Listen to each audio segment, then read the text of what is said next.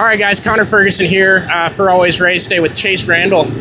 We are, if you couldn't tell, on the far back end of the backstretch. So you're going to go out real late in qualifying. It's assumed the track is going to be quite shitty when you get out there.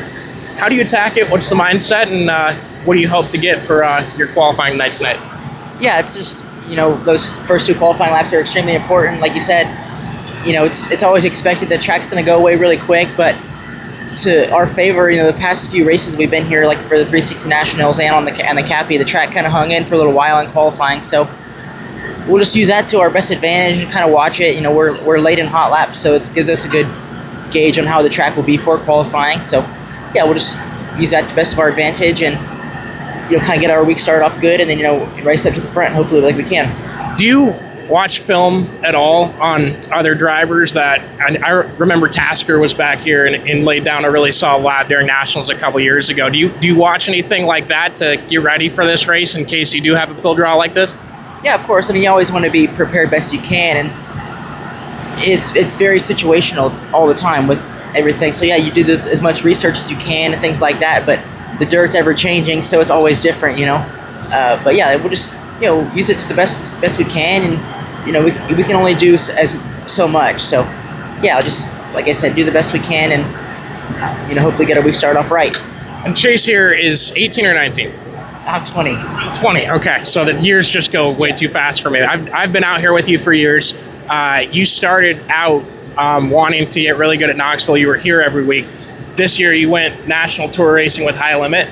There's been ups and downs to your season. What's it been like? And now that, the biggest week of the year is here, what's the season been like to date? And what has it taught you about this sport and how good you need to be really competitive on a national level? Of course. I mean, yeah, like you said, I spent a couple years here at Knoxville trying to gain as much knowledge as I could and to prepare myself, whenever I was ready to go national racing, and I felt like this was the best time to do that.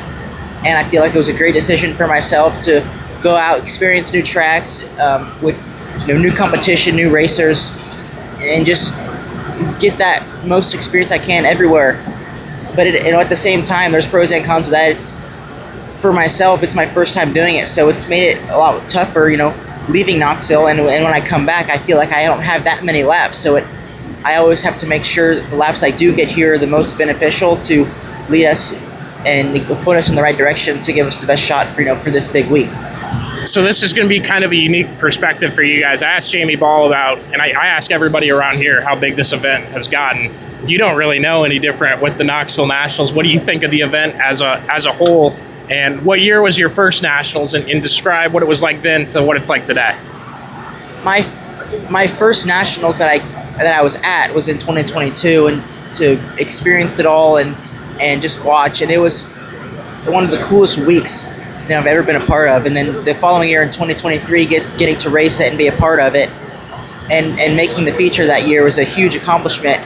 And it's the toughest race that we'll have all year long, and the toughest track and the best drivers from all across the country. So that's what makes it so tough, and it's a full week of all racing, and to see all the fans from across the world come here, it makes the event truly special, and one of the, like I said, the best ones we have all year long.